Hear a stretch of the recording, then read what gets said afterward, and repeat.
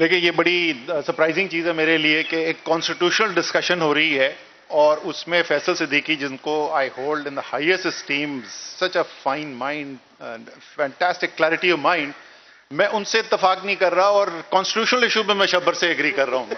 हालांकि tax revenue पे तो समझ में आती थी। And I tell you Faisal, मैं ये क्यों कह रहा हूँ। देखें, आप ये कह रहे हैं कि पाकिस्तान का फंडामेंटल इशू जो है वो है interference in the political domain by the military as an institution, जो हमारे कॉन्स्टिट्यूशन स्ट्रक्चर में जिसकी कोई स्कीम नहीं, गुंजाइश नहीं है। 100% दुरुस्त बात है।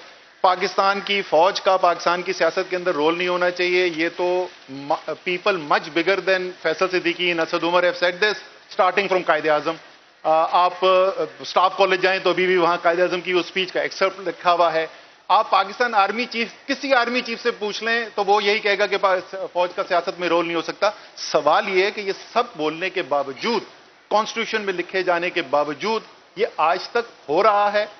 चलें, अब 2023 और 22 की डिबेट हम अलग से कर लेंगे। 2021 तक का तो उस वक्त के आर्मी चीफ ने पब्लिकली कह दिया ना कि हम सियासत के अंदर इन्वॉल्व होते थे। जनरल बाजवा ने ओपनली कहा कि हम पिछले साल तक होते थे, अब हम न्यूट्रल हैं। अब वो कितने न्यूट्रल हैं ये नहीं है, वो अवाम उसका फैसला कर रही है।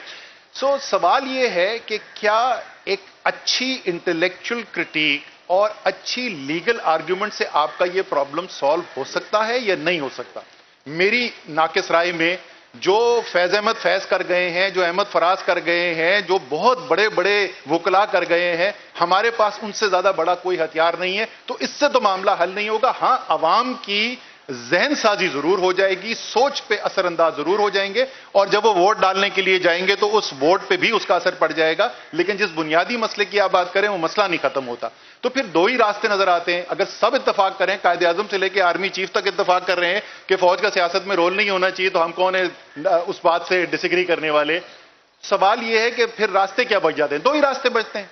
या तो आपके ख्याल में पाकिस्तान का मुआशरा, पाकिस्तान की सोसाइटी ऐसी है जहां लोग बंदूक उठाएंगे और बंदूक उठा के मुकाबला करेंगे, और सिविल फोर्सेस जो है रेवोल्यूशन के जरिए जो है वो मुल्क के ऊपर एक अपनी मर्जी का निजाम नाफिज कर देंगे।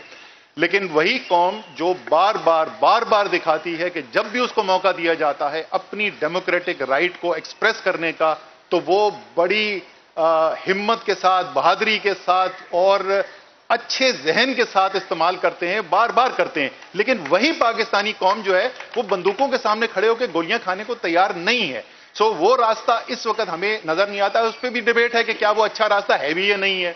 उस पर भी आर्ग्यूमेंट्स है। मेरे ख्याल के अंदर तो ज्यादातर इस किस्म की जो रेवोल्यूशन हुई है उससे नुकसान ज्यादा हुआ है। रेयर एक्सेप्शंस हैं जहां रेवोल्यूशन से फायदे हुए, ऐसे हैं रेवोल्यूशन जिससे बेहतरी आई है। वैसे भी अगर आप उस रेवोल्यूशनरी मोड के अंदर जाएंगे तो इसका मतलब इलेक्शन एंड कॉन्स्टिट्यूशनल प्रोसेस और ड्यू प्रोसेस तो सब खत्म हो गया। तो फिर तो जिसके हाथ में बंदूक है, अब ये 92% एथनिक हान चाइना तो है नहीं कि जहां पे बंदूक के जोर पे एक ही पार्टी जो है हुकूमत कर ले और वो कौम को एक्सेप्टेबल भी हो, बिकॉज 92% एक ही एथनिसिटी से ताल्लुक रखते हैं। यहां पे मुख्तलिफ जुबानें बोलने वाले हैं और कोई भी एक ग्रुप, चाहे कोई भी ग्रुप हो, उसकी हेजमनी जो है वो आवाम को कभी भी एक्सेप्टेबल नहीं होगी। तो दूसरा रास्ता फिर क्या निकलता है? दूसरा रास्ता ये निकलता है कि एक तरफ आपके पास एक इंस्टीट्यूशन है जिसकी डिफैक्टो पावर इज इमेंस, इसमें कोई शक नहीं है, और वो अपनी डिफैक्टो पावर कभी अपने इनिशिएटिव के ऊपर, कभी जिस तरह शब्बर कह रहे हैं कि हमारे जैसे सियासतदानों की इन्विटेशन के ऊपर वो इस्तेमाल करता है। तो उसका तोड़ तो फिर फैसल यही है ना कि जो इंस्टीट्यूशंस हैं ऑफ कॉन्स्टिट्यूशनल डेमोक्रेसी, जो पॉलिटिकल पार्टीज हैं, जो पार्लियामेंट है, जो पार्लियामेंट्री सिस्टम है, इसको हम स्ट्रेंथन करें। तो अगर आपकी पॉलिटिकल पार्टी स्ट्रेंथन होती है, अगर आपका पार्लियामानी निजाम स्ट्रेंथन होता है, अगर आपकी लोकल गवर्नमेंट स्ट्रेंथन होती है, तो उससे आप वो हदफ हासिल करते हैं जो आप, मैं और ये सारे शायद क्राउड में बैठे हुए तकरीबन सब लोग हासिल करना चाहते हैं। तो ये दो मुख्तलिफ डिबेट नहीं है, ये उसी बड़े हदफ को हासिल करने के लिए ये जरिया है। देखिए, मैं जरा क्विकली इस पे कमेंट कर दूं कि बंगाली साहब, मैंने खुद कहा था कि 18th अमेंडमेंट का मैं बहुत बड़ा सपोर्टर हूं। कोई ये नहीं कह रहा 18th अमेंडमेंट रोल बैक करने की, लेकिन हमें ये एक्नॉलेज करना पड़ेगा ये इनकम्प्लीट है स्टेप, और जब तक हम अगला स्टेप नहीं लेते, और मेरी स्पेसिफिक रिकमेंडेशन ये है, हमें एक आईनी तरमीम लानी चाहिए। और मेरे ख्याल में पॉलिटिकल कंसेंसस क्रिएट किया जा सकता है कि अभी जो प्रोविंशियल गवर्नमेंट के पास एक जनरल गाइडलाइंस है, जिस तरीके से नेशनल फेडरल गवर्नमेंट और प्रोविंशियल गवर्नमेंट है, 60 दिन या 90 दिन के अंदर आपने इलेक्शन कराना ही कराना है। तोड़ देते हैं उसको भी, लेकिन कम से कम कॉन्स्टिट्यूशन की वायलेशन तो होती है. So we will have to bind the governments के आपने लोकल गवर्नमेंट डालना है. और इसी से कनेक्टेड पॉइंट है जो मैं, उन्होंने सिक्योरिटी की एग्जांपल दी, मैंने शुरू में क्या एग्जांपल दी थी, पानी पीने की. जब आपके शहरी को अपनी जो उसका हक है, उसकी जो जरूरत है वो पूरी होती भी नजर आएगी, तो उसका फिर सिस्टम के ऊपर एतबार होगा, फिर उसका वफाक के ऊपर और रियासत के ऊपर एतबार होगा. वीगो डाले से रियासत पे एतबार नहीं पैदा किया जा सकता.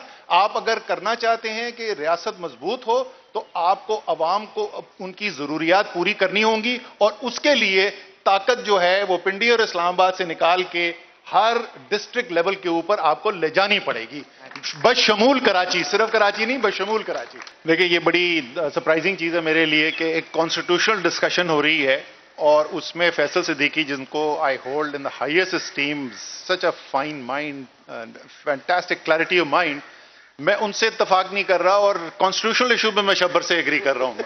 हालांकि टैक्स रेवेन्यू पे तो समझ में आती थी. And I will tell you, Faisal, मैं ये क्यों कह रहा हूं. देखें, आप ये कह रहे हैं कि पाकिस्तान का फंडामेंटल इशू जो है वो है interference in the political domain by the military as an institution, जो हमारे कॉन्स्टिट्यूशन स्ट्रक्चर में जिसकी कोई स्कीम नहीं, गुंजाइश नहीं है. 100% दुरुस्त बात है. पाकिस्तान की फौज का पाकिस्तान की सियासत के अंदर रोल नहीं होना चाहिए. ये तो people much bigger than Faisal Siddiqui and Asad Umar have said this, starting from Quaid e Azam. आप स्टाफ कॉलेज जाएं तो अभी भी वहां कायदे आजम की उस स्पीच का एक्सर्प्ट लिखा हुआ है. आप पाकिस्तान आर्मी चीफ, किसी आर्मी चीफ से पूछ लें तो वो यही कहेगा कि फौज का सियासत में रोल नहीं हो सकता. सवाल ये है कि ये सब बोलने के बावजूद, कॉन्स्टिट्यूशन में लिखे जाने के बावजूद, ये आज तक हो रहा है. चलें, अब 2023 और 22 की डिबेट हम अलग से कर लेंगे. 2021 तक का तो उस वक्त के आर्मी चीफ ने पब्लिकली कह दिया ना कि हम सियासत के अंदर इन्वॉल्व होते थे. जनरल बाजवा ने ओपनली कहा कि हम पिछले साल तक होते थे, अब हम न्यूट्रल हैं. अब वो कितने न्यूट्रल हैं ये नहीं है, वो अवाम उसका फैसला कर रही है. सो सवाल ये है कि क्या एक अच्छी इंटेलेक्चुअल क्रिटिक और अच्छी लीगल आर्ग्यूमेंट से आपका ये प्रॉब्लम सॉल्व हो सकता है या नहीं हो सकता. मेरी नाकिस राय में जो फैज अहमद फैज कर गए हैं, जो अहमद फराज कर गए हैं, जो बहुत बड़े बड़े वकला कर गए हैं, हमारे पास उनसे ज्यादा बड़ा कोई हथियार नहीं है. तो इससे तो मामला हल नहीं होगा. हां, अवाम की जहन साजी जरूर हो जाएगी, सोच पे असरअंदाज जरूर हो जाएंगे, और जब वो वोट डालने के लिए जाएंगे तो उस वोट पे भी उसका असर पड़ जाएगा. लेकिन जिस बुनियादी मसले की आप बात करें, वो मसला नहीं खत्म होता.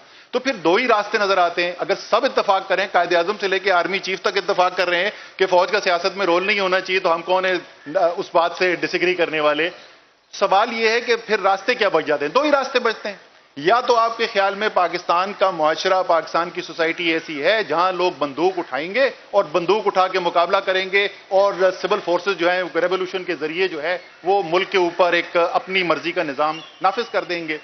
लेकिन वही कौम जो बार बार दिखाती है कि जब भी उसको मौका दिया जाता है अपनी डेमोक्रेटिक राइट को एक्सप्रेस करने का, तो वो बड़ी हिम्मत के साथ, बहादुरी के साथ और अच्छे जहन के साथ इस्तेमाल करते हैं, बार बार करते हैं. लेकिन वही पाकिस्तानी कौम जो है वो बंदूकों के सामने खड़े होकर गोलियां खाने को तैयार नहीं है. सो वो रास्ता इस वक्त हमें नजर नहीं आता. उस पर भी डिबेट है कि क्या वो अच्छा रास्ता है भी या नहीं है. उस पर भी आर्ग्यूमेंट्स है. मेरे ख्याल के अंदर तो ज्यादातर इस किस्म की जो रेवोल्यूशन हुई हैं उससे नुकसान ज्यादा हुआ है. रेयर एक्सेप्शंस हैं जहां रेवोल्यूशन से फायदे हुए. ऐसे हैं रेवोल्यूशन जिससे बेहतरी आई है.